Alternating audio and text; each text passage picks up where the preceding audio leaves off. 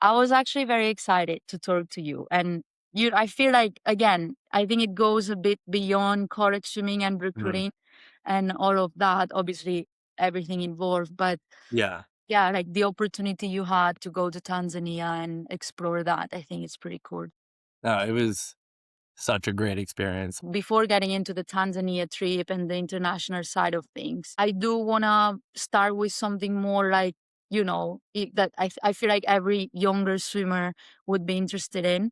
Um, and I guess the first question to get things started would be, when you look, and especially now that I know that you've been at the junior nationals recruiting or just being there as a coach, Mhm. uh, when you look beyond swimmers times, what tells you, that an athlete has the potential to really succeed at, a college level? Yeah, I think, it's really about a lot of other things besides times. Like I look at, especially if I'm at the meet, I look at their body language behind the blocks, how they respond to either a good swim or a bad swim. Like that can tell me a lot about their character as well. Yeah. We really try to speak to either their club coaches or high school coaches, someone that has worked pretty close with them just to get a grasp on not just the type of training they've done, but the type of character that they have at the same time, what it's like working with them. Are they a team player? Are they more like self individualized? And on top of that, I like to look for people that are,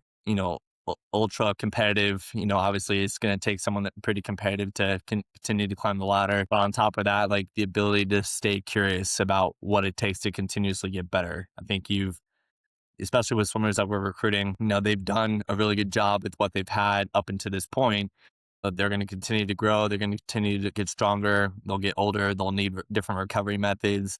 And the training is going to have to be kind of different from when they first started versus their senior year of college. So, the ability to stay curious and wonder the why behind everything and, wonder what it takes to get faster from point A to point B. I think a lot of those things really do add up into the more holistic approach for recruiting. Yeah, I mean, I feel like especially these younger swimmers that really get so focused on, their times and performance, which of course it's important, but I think that they forget sometimes that coaches look for other things other than just swimming times and, what role you might play in, in their team. And I mean, I think that kind of leads nicely to my next question. And I know you've coached athletes at NCAA championships and, at international level. What are some of, the biggest differences that you've seen between these swimmers, have talent and swimmers who actually reach their potential? Yeah, I think what I've noticed a little bit more as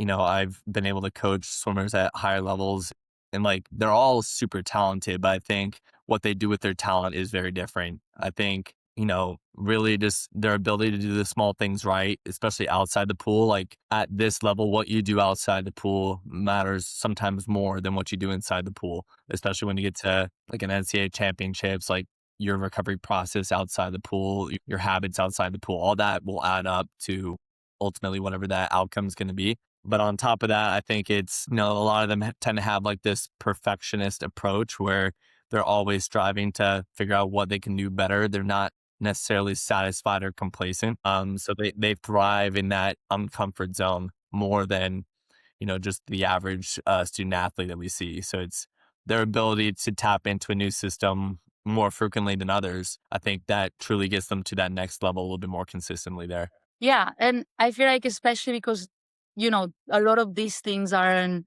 necessarily you can find them in results or a spreadsheet. You gotta have it in you sometimes. And that brings me to my next question. And that's something that I was really excited to talk to you about. And it was about your Tanzania trip. And, you recently brought your coaching experience in Tanzania through the high performance camp, with swimmers and coaches from Tanzania and Kenya. What did that experience teach you about the talent that, exists in places that don't always have the same access or exposure as more established swimming countries? Yeah, I mean, to be honest, I was very blown away just with the level of talent that was there.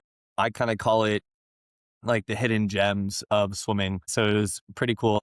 Obviously, there's not as many resources as what we have here or some more established countries, but that's not really an excuse for them. So I thought that was just really admiring and really inspiring to be a part of. And I think ultimately it just came down to giving them a bit more education on things, giving them a bit more exposure to the different fundamental skills and how we truly develop from the ground level all the way up. It's stuff that they necessarily haven't had a decent exposure to. But I mean, just watching them, especially when we were going through different drills, we would race on some of the days at the camp over there.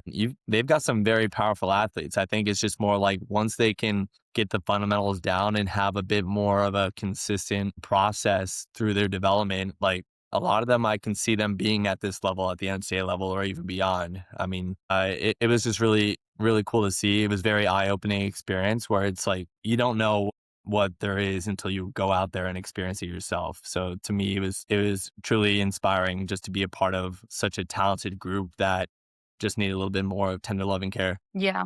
Is it something you're gonna keep doing for many years, or it was just a one-time experience? I hope I can That'd be continue really to do cool. it. It was such a fulfilling experience. It honestly saved my coaching career where I felt like I was kind of getting burnt out at one point and didn't know if I would continue honestly coaching at one point. And then when I went out on that trip, it was just amazing to see just how happy and how appreciative they were about the opportunity. And like they never took a moment for granted one bit. And that's one of my pet peeves is like not taking moments, people, or opportunities for granted. And when you have a group like that it was 60 plus swimmers in a 6-lane pool, like not the most ideal situation by any means, but they didn't care one bit. So to me, it was just like they made do with what they had and they were just super excited about the opportunity of getting better. And that was just more like, you know, that really rebooted my why for coaching and kind of reminded me Wow. like, this is what I do, what I do. That's amazing. That's so good. I guess it's true. It's eye-opening and it gives you a purpose or yeah, just your why. That's really good. And it's Definitely. I actually get goosebumps just listening. Honestly, it's like it gives you a purpose or like a reason of why you're a coach or yeah, Yeah. especially if you're going through a hard time. That's really cool. I guess my next question would be obviously going there as for a camp is one thing, but I guess the bigger question is how do we actually create something that lasts, like this sustainable development, or if we want swimmers to grow in countries where the sport is still developing, what do you think that needs to happen beyond simply just bringing an international coach for a few Mhm. days? Yeah, I think, clinics like the one I ran, one of my friends, Ben Lee, he's running one right now at the same club in Tanzania. I think that's truly what gets the ball rolling a little bit more, where it kind of just initiates a lot of like different thoughts and different opportunities. But ultimately, I think what's going to create a lot more consistency is just the ability within the infrastructure of the federation, of the clubs, of the coaches to continuously educate themselves as far as like what they need to do to help provide a better atmosphere and a better foundation for the swimmers starting from the ground level all the way up to the elite level. I think,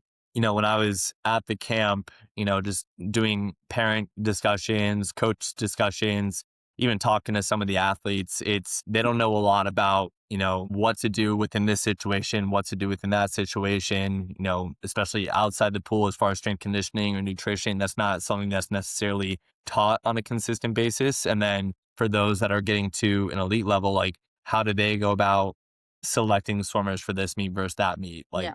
there wasn't a whole lot of consistency on that. So I think what I was able to do is just not that I'm an expert on USA swimming by any means, but I was just kind of provide different examples of like how we do things over here, how we can, help implement and help give you the guidance from point A to point B. I think what's been really cool to see from the US is they do a lot of like the national select camps, the zone camps, different things to get different groups of swimmers and coaches together in a big unique environment like at the Olympic Training Center or just different facilities where it pretty much allows people to come together and think and communicate.